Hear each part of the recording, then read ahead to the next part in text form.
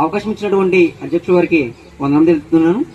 అలాగే ఇక్కడ కూడినటువంటి దైవజనులకు, దైవ సేవకురాళ్లకు, విశ్వాసులకి ప్రతి ఒక్కరికి కూడా వందనం తెలియజేస్తున్నాను. నా పేరు ప్రసాద్. అంటే నాది అదే డాడీ గారు ఉన్నారు కదా, మన సత్యప్రసాద్ అయ్యగారితోనే మేము కూడా జర్నలిస్ట్గా చేసేవాళ్ళమాట. అండ్ పరిచర్య. అలాగే మా గురువు గారి కోసం చెప్పడం, ఆయన కోసం ఆడితే ఇడిపొచ్చేద్దాం నాకు. సో ఆయన కోసం అదే ప్రస్తుతం ఎక్కువ మాట్లాడను, కానీ కూడా చెప్తా. ఆయనకు నాకు ఏంటంటే కొన్ని క్వాలిటీస్ కలుస్తాయి అన్నమాట. అందువల్ల ఏంటంటే బాగా ఇష్టం నాకు ఈ విషయం, చాలా ఇష్టం. నా పేరు దుర్గాప్రసాద్, బండిల దుర్గాప్రసాద్ అన్నమాట. ఆయన పేరు బండి సత్యప్రసాద్. సో ప్రసాద్ అట్లా కలుస్తుంది అన్నమాట. నెక్స్ట్ వచ్చి ఆయన ఏ వ్యక్తిని కూడా కోపడ్డమాట, ప్రతి వ్యక్తి కూడా హెల్ప్ చేయాలంటాడు. ఫస్ట్ పాయింట్, ఆయన పాస్ట్ అయి ఉండి నేను ఇదే కాదని చెప్పేసి ఎదుటివాడి వ్యతిరేకంగా ఉన్నాడు. ఎవరిని నొప్పించే వ్యక్తి కాదన్నమాట. సో కొన్ని క్వాలిటీస్ మా ఇద్దరికి కలుస్తాయి కాబట్టి చాలా ఇష్టం. సో ఆయన చనిపోయినప్పుడు కూడా అదే ఈ సోదరులు కూడా అక్కడికి చూశారు.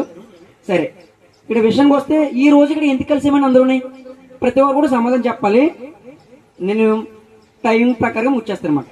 టైం ఈ రోజు ఇక్కడ ఎందుకు కలిసాం, ఈ రోజు ఈ ప్రోగ్రామ్ ఏంటి చెప్పాలి. ఏంటండి చెప్పాలి? జ్ఞాపకార్థం అంటే అదే, ఇంకా పరిభాషలు చెప్పాలంటే సంవత్సరం అంటారు కదా. ఓకే, ఈ జ్ఞాపకార్థం అనేది ఎక్కువ శాతంగా మన యొక్క క్రైస్తవులు చేస్తారు. మీరు ఎప్పుడైనా చూస్తే ఈ యొక్క జ్ఞాపకార్థ కూటాలు లేదు అంటే ఈ యొక్క చనిపోయిన కార్యక్రమానికి ఫ్లెక్సీలు వేస్తారు కదా, ఫ్లెక్సీ మీద ఒక వచనం రాయబడి ఉంటుంది. అది ఏంటి ఎప్పుడైనా చూసారా? ఇప్పుడు ఈ రోజు చనిపోయిన రోజు సంవత్సరం అవుతుంది. ఫ్లెక్సీ మీద ఒక వచనం రాస్తారు. యాజులు మీకు తెలిసి ఉంటుంది. నేను చెప్పేసి అయ్యో ఇదిరా అనుకుంటారు అనమాట. ఏమండి, పాస్టర్ గారు చెప్తున్నారు, అది మీరు చెప్పే కరెక్టే అంటే అంతకన్నా అసలేంది పడతారు అనమాట. పాస్టర్ గారు చెప్పారు, మీరు అంటే వాళ్ళ నుంచి రావాలి కదా. చెప్పండి ఒకసారి, ఆలోచించి చెప్పండి. నేను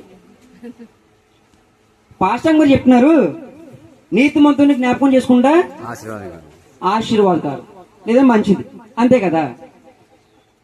సో ఈ రోజు మనం ఇక్కడ ఎందుకు కూడుకున్నామండి?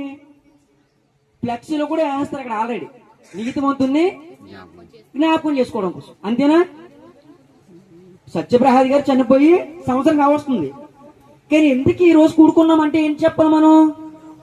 నీతిమంతుని మామూలుగా అందరు చనిపోతారు, ఎందుకని అందరినీ జ్ఞాపకం చేసుకోం. ఎవరిని జ్ఞాపకం చేసుకుంటాం అంటే బైబిల్ ప్రకారంగా క్రైస్తవులుగా మనం ఎందుకు జ్ఞాపకం చేసుకోవాలి? నీతిమంతుణ్ణి జ్ఞాపకం చేసుకున్నట ఆశీర్వాదకరం, అంతే కదా. భూలోకంలో ఎవరైనా సరే నీతిమంతులు ఉన్నారా? ఇది ప్రశ్న. ఆవిడ ఎందుకు చెప్పి ఆవిడ వెళ్ళిపోయింది, మరి ఆవిడ ఉంటే బాగుంది. మరి నీతిమంతులు అనేవారు ఎవరైనా ఉన్నారా భూలోకంలో? నేను అడిగే ప్రశ్న. ఏమండి, ఒక్కడో లేడు. సరే, కన్ఫర్మే కదా, ఒక్కడో లేడు కదండి. సరే, మరి నీతిమంతుడు ఒక్కడు కూడా భూమి మీద లేనప్పుడు నీతిమంతుని జ్ఞాపకం చేసుకుంటూ ఆశీర్వాదకరమైన ఫ్లెక్సీలు అడిగేస్తున్నారు. అర్థమైంది నా ప్రశ్న?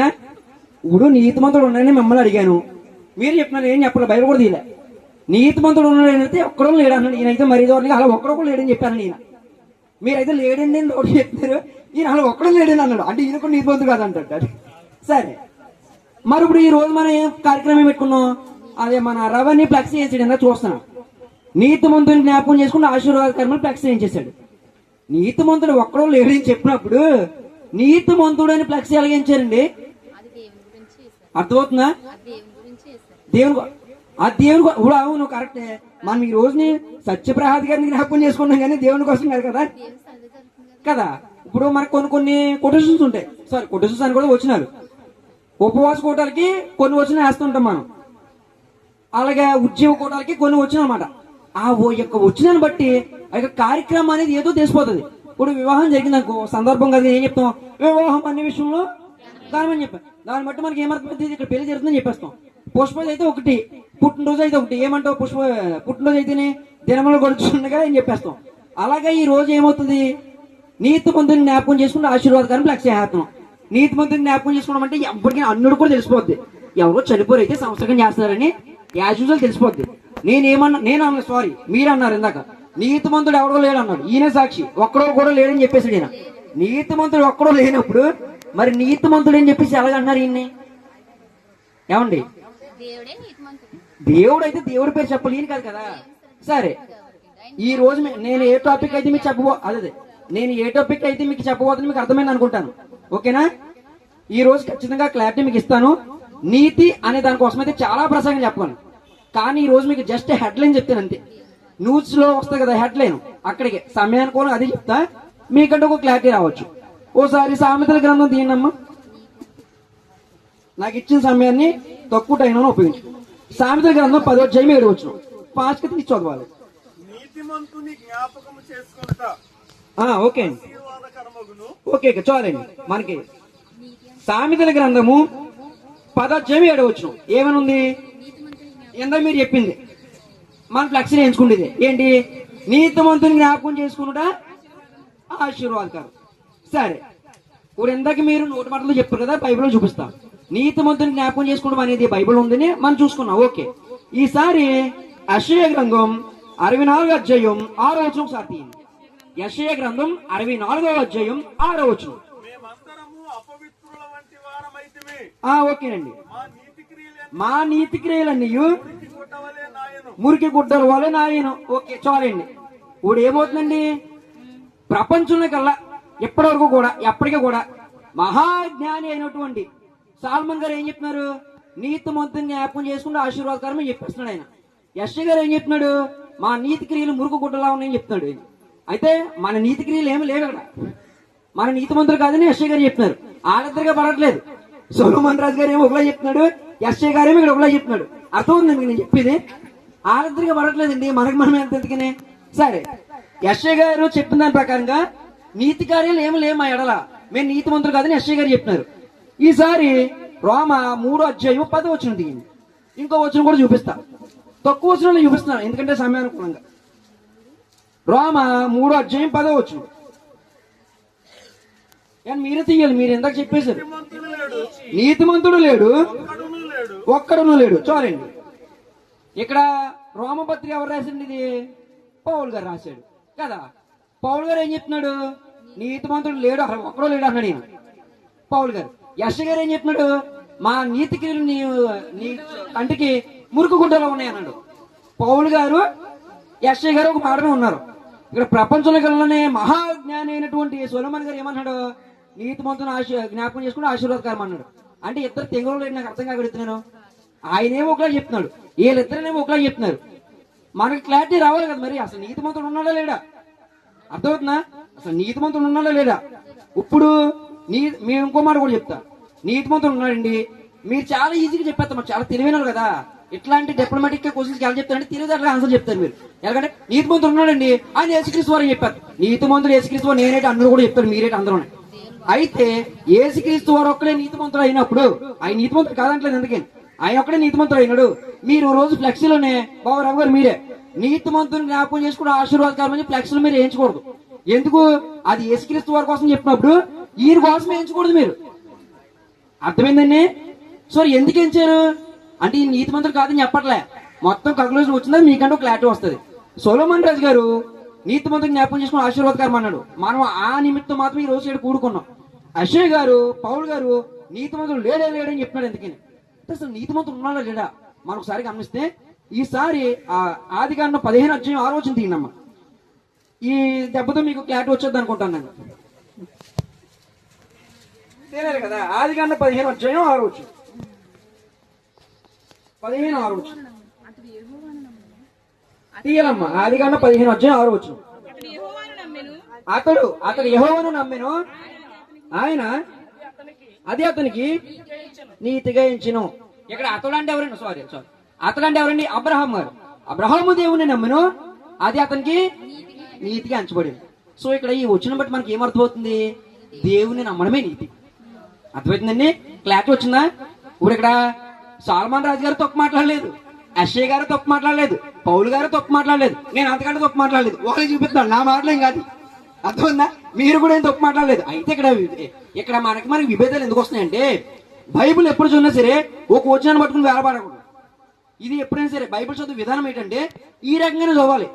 ఆయన ఏమన్నాడు, ఈయనేమన్నాడు, ఇవన్నీ కూడా తెచ్చుకుని ఒక చోట పెట్టుకుని మనం పరిశీలిస్తే పరిశుద్ధాత్మ దేవుడు ఒక కొత్త వచనాన్ని లేదంటే కొత్త అర్థాన్ని మనకి ఇస్తారన్నమాట.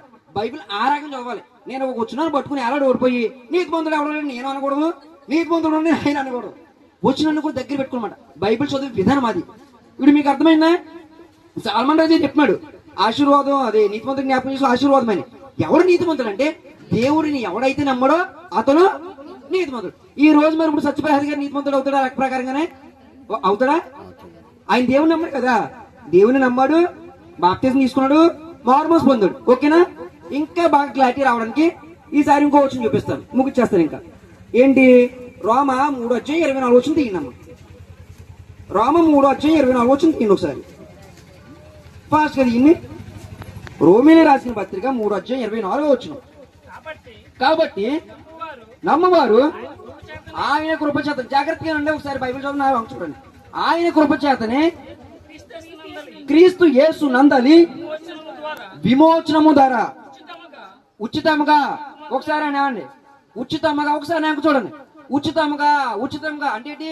మన పథకాల కన్నా ఇంకా ఉచితం ఇది, మనకు వచ్చే పథకాల కన్నా. అర్థమైందా?